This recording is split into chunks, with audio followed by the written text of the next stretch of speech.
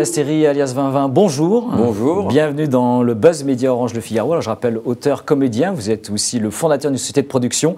Oui. Story Circus est présentateur du 20-20h sur France 5 depuis la rentrée. C'est à 20h tous les dimanches. À 20h tous les dimanches. Je rappelle donc sur la chaîne France 5. Et un vrai pari, on va y revenir. Je rappelle simplement France 5 a réalisé de très bons scores d'audience au cours de l'année 2012. Énorme score. Selon Médiamétrie, 3,5% de part d'audience. C'est une croissance de 6% sur un an. Toutes les grandes chaînes ne peuvent pas en dire autant. Le 20-20h qu'on qualifie souvent un peu d'ovni du PAF ne pouvait exister que sur France 5. Ouais, je crois. Je crois, puisqu'il fallait quelqu'un comme Bruno Patino, le patron de France 5. Que vous saluez. Mes respects.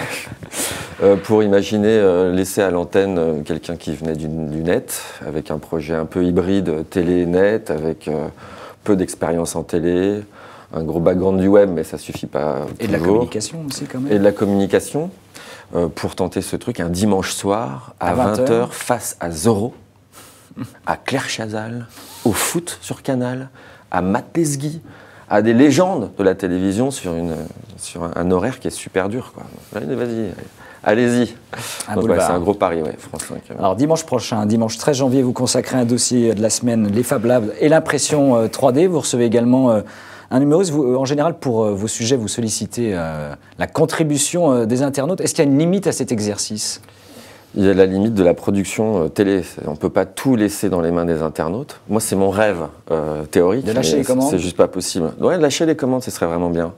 Ça ferait des vacances déjà.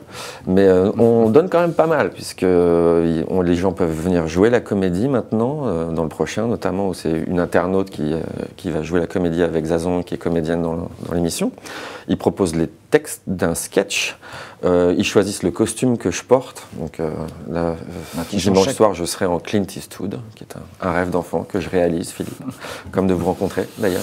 On verra à l'écran. Et puis ils font tout un tas d'autres choses. En fait, on est en totale interaction avec l'audience en permanence. Hors l'émission, c'est-à-dire toute la semaine, on parle avec eux pour savoir. À terme, moi j'aimerais qu'ils choisissent presque le sujet de l'émission. Alors là, c'est encore un peu compliqué pour la production, préparer, mais on y arrivera. De la semaine.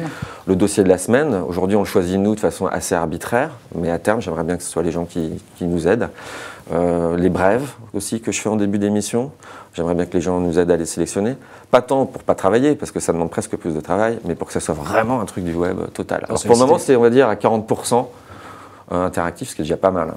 Est-ce que votre public est composé que de spécialistes ou de geeks, comme on dit aujourd'hui ? Non, sinon il serait 12. Et que ça reste quand même une émission grand public, dimanche soir à 20h. Donc sur une chaîne publique en plus. Sur une chaîne publique. On avait d'abord fait une émission sur France 5 qui était à 23h40 mensuelle en direct. Et là, c'était vraiment que des gens accros du web qui pouvaient même comprendre ce que je disais. Qui s'appelait Le Grand Webzé, que j'ai co-animé avec François Rollin. Humoriste, j'aime bien les humoristes. Cette année, c'est plutôt, non, c'est pour tout le monde. Moi, j'ai un repère qui est à la fois ma maman, comme tout le monde, et mes enfants, pour que ce soit compréhensible. Donc, c'est vraiment grand public. Alors, vous avez également, depuis l'été dernier, le blog Le 20h qui a été lancé depuis le mois d'août. Est-ce que votre émission fait davantage recette aujourd'hui sur le net et sur les réseaux sociaux que sur le petit écran ? Vous connaissez des choses qui font recette sur Internet ? Qui font audience. Qui font audience. Non, heureusement que non. C'est d'abord une émission de télévision. Parce que justement, Le Grand Webzé, on avait fait une super recette sur Internet où tout le monde parlait de nous, tweetait et tout, puis à la télé, c'était moins bien. Donc là, on s'est un peu focusé pour faire une bonne émission de télé. Néanmoins, on ne pourrait pas la faire sans Internet. Et ce qu'on a vu avec Patino et la personne avec qui je travaille, Henri Poulain, le réalisateur, c'est que c'est vraiment une émission qui se structure sur Internet. Donc je ne parle pas de recettes, on ne touche pas un euro. Au contraire, on dépense beaucoup de temps sur ce blog, mais on essaye en plus qu'il devienne comme un média. C'est-à-dire que ce n'est pas juste un lieu d'information où on dit « regardez le 20h dimanche », mais tous les sujets qu'on traite, on va les développer. On va rapporter derrière des éléments supplémentaires si ça a changé. Ça permet d'enrichir. Mais pour ça, il faut beaucoup de temps, de travail. Ça reste une petite production. Donc voilà, progressivement, on voudrait que ça devienne presque un mini-média en soi. Mais il n'y a pas d'objectif de recette. Internet. Moi, enfin, j'ai arrêté ça en tout cas. Alors, vous parliez de blog et de web. Vous vous présentez vous-même comme un serial Twitter. Je rappelle quelques chiffres à nouveau. 27 000 abonnés, plus de 18 000 tweets envoyés sur le site de microblogging. Est-ce que c'est un outil justement de promotion, une forme de laboratoire d'idées ou une source d'inspiration, Internet et les réseaux sociaux? Ouais, c'est tout ça. De toute façon, je pense que Twitter, c'est d'abord pour s'amuser, vraiment. Alors moi, j'y m'éclate sur Twitter. Le but, c'est de me marrer. C'est un jeu. C'est un jeu, ouais. Quand je suis de mauvais poil, j'y vais pas, sinon ça se sent, c'est pas agréable pour qui que ce soit. De promotion, fatalement, de temps en temps, je parle de l'émission, de mon boulot comme tout le monde, je vais pas tout d'un coup me taire, mais laboratoire carrément, parce qu'il y a vraiment des gens vraiment de talent. D'ailleurs, on a une nouvelle chronique dans l'émission dimanche soir, c'est quelqu'un qui s'appelle Claire, que moi j'ai découvert via Twitter, parce qu'il y a vraiment des gens de talent.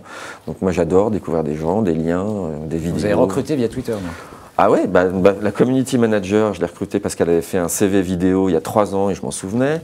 Claire, donc avec un K qui fait des animations sur Internet, elle me fait mourir de rire. On a la chance d'avoir un petit laps de temps à la fin de l'émission de 45 secondes.